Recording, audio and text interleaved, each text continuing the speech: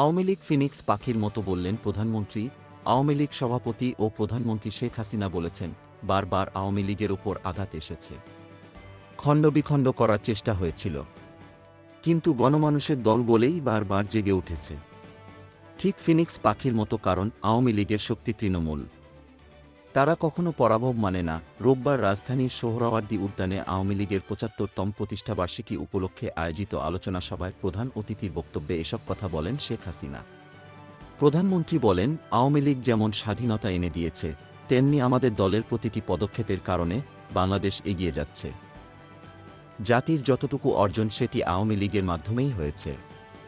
তিনি বলেন, আওয়ামী লীগ কখনো মাথানত করে না।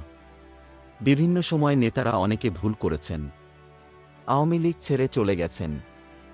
যেসব নেতা ভুল করেছেন তারা বোঝেননি, চলে যাওয়ায় হারিয়ে গেছেন।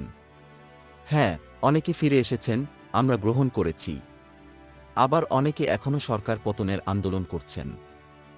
গোলাম Mostafa, desk report, BE news, Dhaka.